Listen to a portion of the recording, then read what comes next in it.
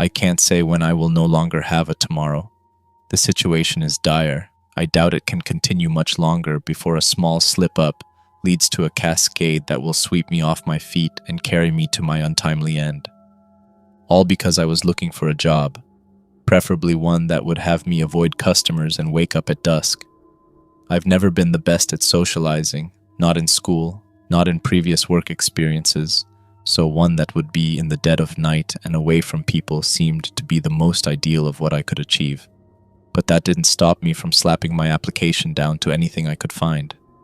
My brain works strangely, always has. I curse it at times, but there's really nothing I can do. So at least if there was a way to circumvent the problem, maybe then I'd be able to hold a job. At least I hoped. Unfortunately, all my dismissals and resignations doesn't look good. Made it impossible to find any work for a while. I spent more hours than I'd like to admit on my computer, browsing job listings, applying to jobs, and sending out emails to any company that may at least humor my attempt to join. A few days had turned into a few weeks before I knew it. Fortunately, there was still a chunk of change of my emergency fund left, but I knew it was just a matter of time before it would run dry. If what's happening was due to my desperation, it'd be easier to accept, but there was no way I could have known. It looked legitimate. I really don't think there was anything that I could have done to avoid it. During my way too long search for employment, I stumbled upon a new job listing that appeared promising. It was for security at an abandoned hospital. The more I read, the more it seemed perfect. The description of the job indicated no former experience required. It was a 10 to 6 night shift, and all I would have to do is survey the area and keep any trespassers off. I never had a job like it before, but it looked typical. At least I thought so. The pay was fine, nothing to write home about, but it was a bit more than my previous job, so it was a bonus. Once I had read everything, I sent my resume off to the email that was in the listing, and a few days after I had a response and it stated that I passed the first stage. There were some more things in there, like setting up an interview and telling I could wear casual clothing. Nothing too important now. All I know is that a few days after I went to the interview, I met a lady at the doors of the hospital. Her hair was a raven black, her glasses were mirrored and were large for her face.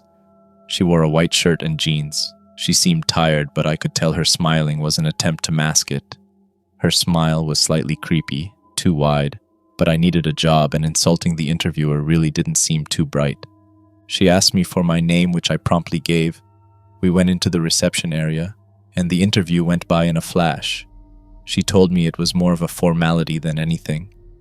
The reception room where we were was fairly bright. There were many windows in the waiting reception room.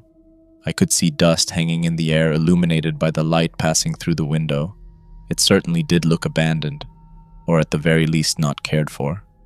She gave me a brief tour of the place after the interview, and she told some stories of the hospital. The building was still connected to the electrical grid, so lights worked. Some of them flickered, and others didn't turn on at all as we passed.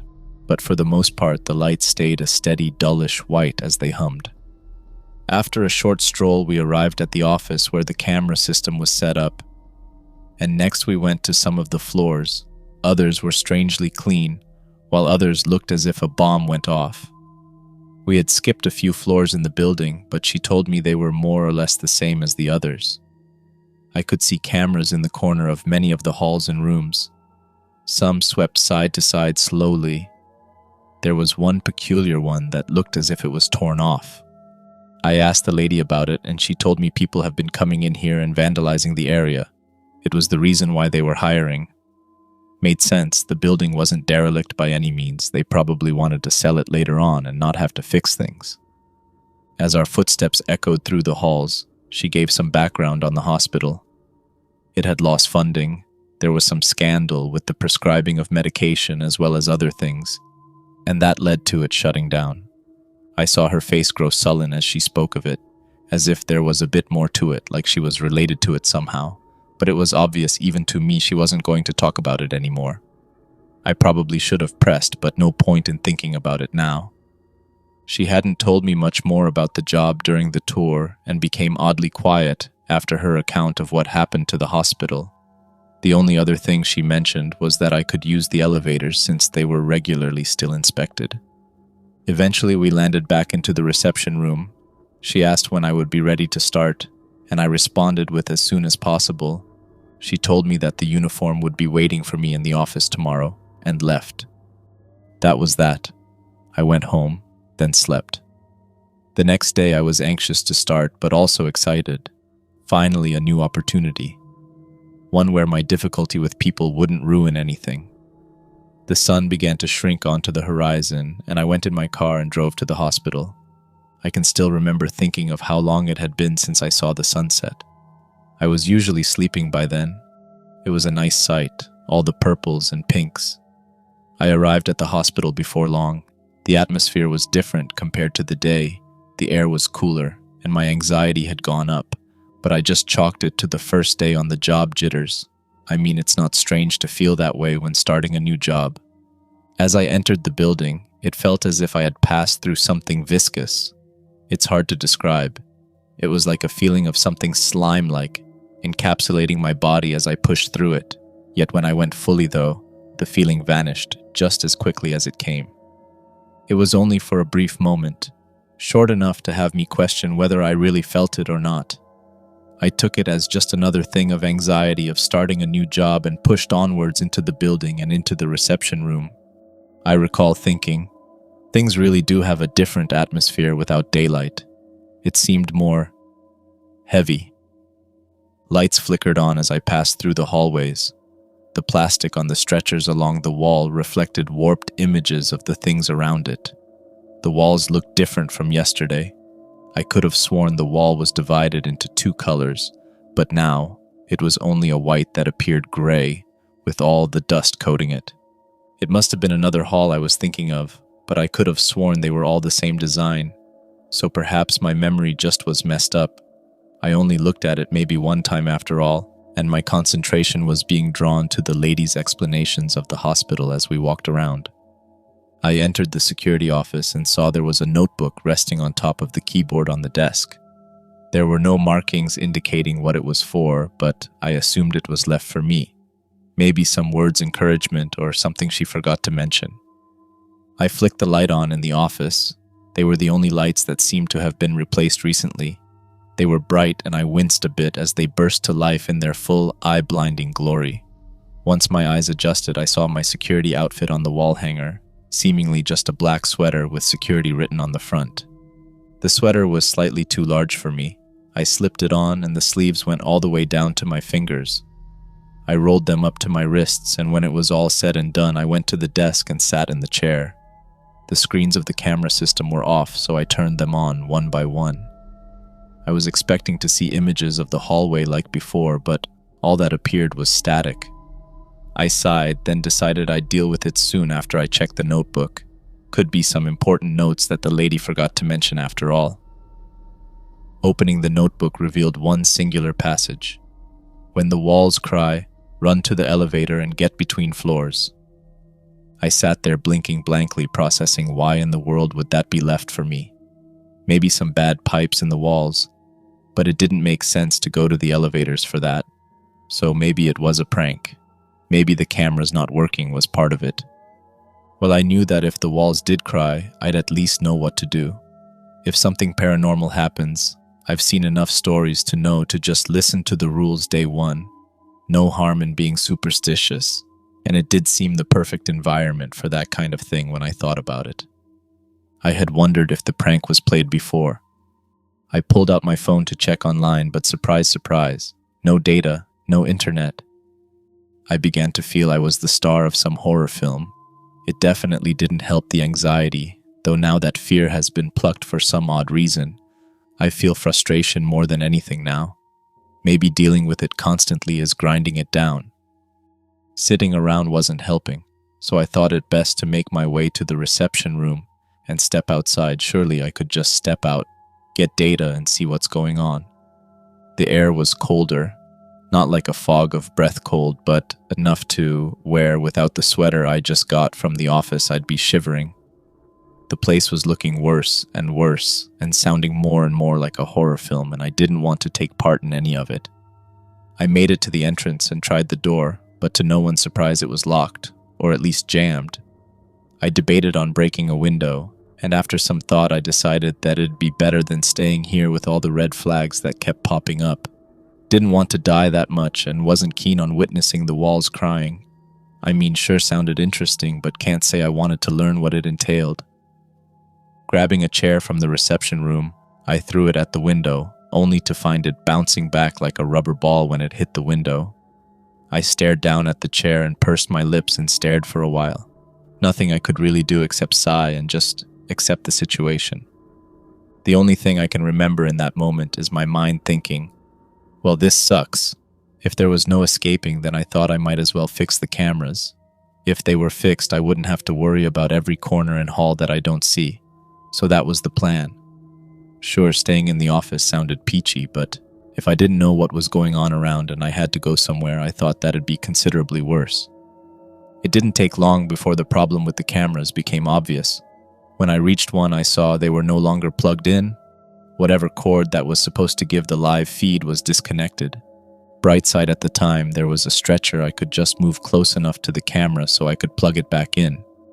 My mood improved a bit, knowing all it took was just plugging the cameras back in until I reached the second floor. Most of the cameras there were in a sorry state. Looked like a kid jumped, hanged, and then swung on them. There were a few that were able to be plugged back in, but most were totaled. I did the best I could in the situation and plugged the functional ones back in, and ended up doing that for the rest of the floors. All was quiet, save for the echoes of my own feet as they pounded on the tiles of the floor. At least there wasn't anything around then. Plugging in the rest of the cameras went without a hitch. Bright side, or maybe downside, there weren't any cameras in the basement. I had no plans on going in there anyhow, even if there were. By the time I completed going through every floor, the sun was rising, the shift was almost over, and I was ready to never come back again. When I reached the door, it was unlocked. I booked it out and didn't look back. I ate some food, watched some shows, emailed my resignation, then went to bed. My eyes closed. They felt so heavy, and I was just relieved to be out of there. I had a good sleep. When I stirred from my sleep, my bed was hard. There was the humming of fluorescent lights and the smell of stagnant air entering my nose. I slowly opened up my eyes and blinked a few times. Sitting up, I closed my eyes and shook my head for a bit, only to reinforce what I was hoping wasn't true. I was back in the building, right behind the reception desk, in the middle of the night. I had my fair share of expletives to say about it at the time, but I don't think there'd be a point in recording it here. Somehow my blanket and pillow came here. Did someone just pick me up and drop me off? I wasn't even a hard sleeper, so I had no clue what was going on. Still don't really. Seeing as that I knew the door would just be locked again, I didn't even bother attempting to open it. Looking at myself, I noticed I already had my security sweater on. Once again unsure how, but it just seems to be the way it works. I went back to the office and shut the door behind me. The cameras I had set up from last night seemed to be working.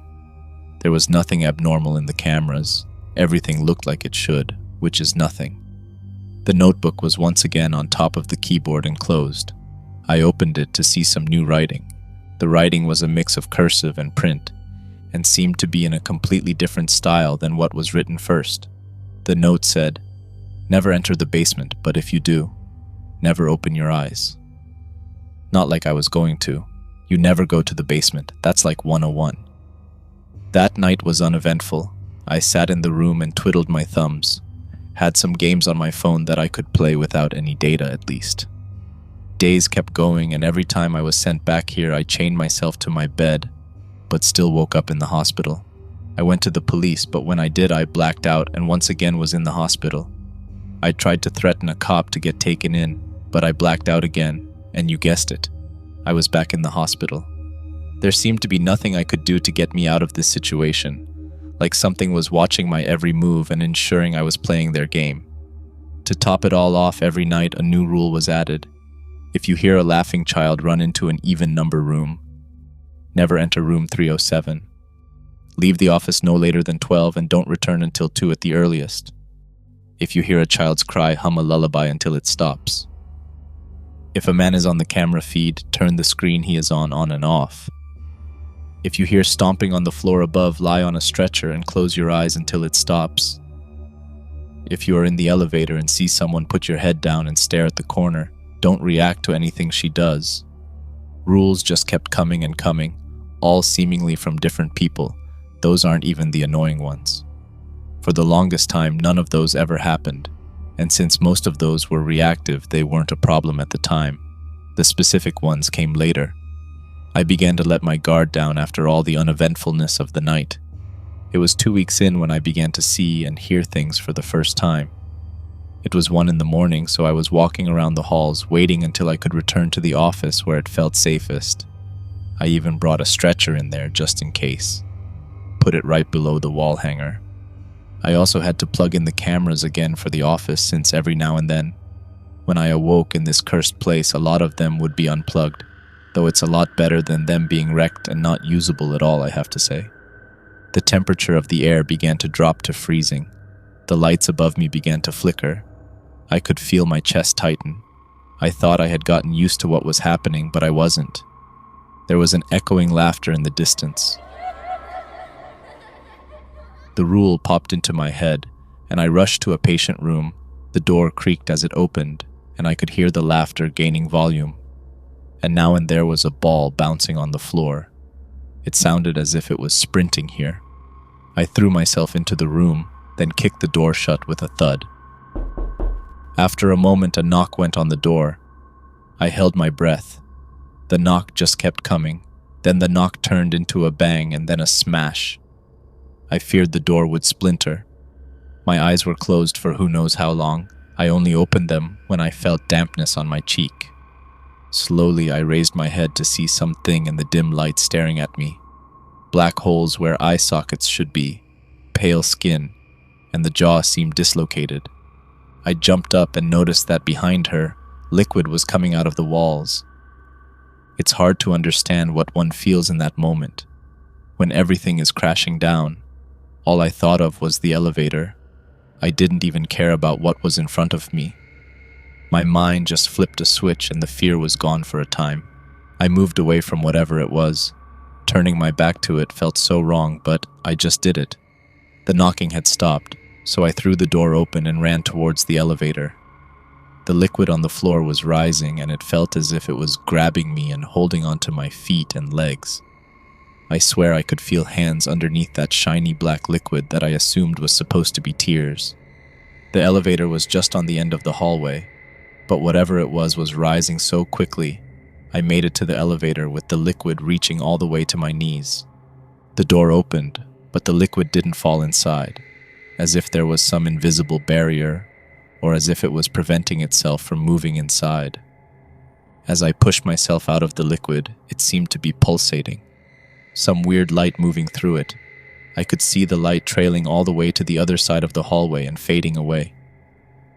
I slammed my hand against a button on the elevator. It shut, and there was a moment of relief before I felt butterflies in my stomach and realized it was moving down. I pressed the emergency button, and the elevator stopped between the floors, but I knew it was only a matter of time. When it continued, it would go to the basement. With the moment of silence came fear bubbling up again. I could hear the elevator and could tell it was about to move. It went down. The basement was further than I thought. The doors began to slowly open, and there were so many eyes. Too many. It felt as if they were compelling me to move forward, but I had enough strength to resist. I stared at them as I continued to press the floor one button. The pressing started off slow, then became frantic. I saw the eyes begin to move closer. The lighting was awful, but I could tell whatever it was huge beyond belief. It seemed to slither around. Even thinking about it makes my skin crawl. My eyes rapidly shifted between that monster and my hand pressing the button. It was happening too quickly. My life was flashing before my eyes. I thought it was the end. It approached closer and closer, then the door began to shut. Still, I kept smashing my hand into the one button, then every other button except the basement, anywhere except there. The door shut, and then you'd think it'd be over then, but no. Whatever these creatures or patients were on that night sent them all into overdrive. There was a thud heard beneath the elevator, but I was thankfully gone and alone until the lights shut off for a moment, and then a woman appeared in the elevator. At this point, it was just getting ridiculous. Nothing going on all night, followed by all this. I think I have a right to be pissed about it. It didn't matter if I was pissed about it or not, though. I likely only survived the basement because I technically didn't break the rule, since I was in the elevator and not in the basement, just on the basement level. I wasn't going to break one now in any case. I went to the corner and gazed straight at the floor. I spoke nothing. The woman tried to ask me where her room was, but I kept my mouth shut. I could tell she was beginning to become frustrated, but nothing I could do about that. I'm not sure how long she was yelling at me for, but after some time it ceased and she was gone without so much as a sound or a gust of wind. The doors opened on the first floor and I rushed out. Down the hall I saw the windows and saw the light of day peeking through. I broke into a sprint, a mad dash, running to that door. I made my way out and ran. I just kept running until I reached my beater of a vehicle. My mind was overcast by shadow at that time. I thought about running my car full speed into a tree, but couldn't find the guts in me to do it. Still don't have the guts either. I tried to stay up like many times before, but of course it didn't work. I woke up in the exact same spot with a different pillow and blanket because I forgot to take the other ones back home due to what happened. I went to the office once more and checked the notebook. This time there was 2 entries in the notebook. Don't leave patients' doors open. And then there was an addendum about the lady of the elevator saying to tell her, ask your nurse, Miss Brooks. She's on the next floor. Then allow her to exit and exit yourself on the floor 1 above. It's obvious something is watching. Now is it a patient or a doctor? I got no clue. Now the writings in the notebook are having me deliver things that appear in the office to different rooms, or to knock on doors at certain times of the night. It's all getting exhausting and way too complicated. To be frank, I'm not so certain I'll be able to continue for much longer. Too many tasks, and some nights, everything seems to hit the fan and go off. I'm just not sure anymore. I don't have family or friends, so it's not like I can tell anyone else about it either. So this is the best I got. It's not like writing this will magically save me, but at the very least I hope I'm not forgotten. Well, this will be the end of the road. Most likely. The last rule I saw has me going in the basement if the floor begins to shake. It wants me to learn opera. Opera. Then it wants me to perform it. I'm just being used as a toy for amusement. And eventually this toy is going to get broken. Well guys, seems like I'll black out soon, so I'll just send it here and call it now. Writing this makes me feel a bit better. In any case, good night fellas.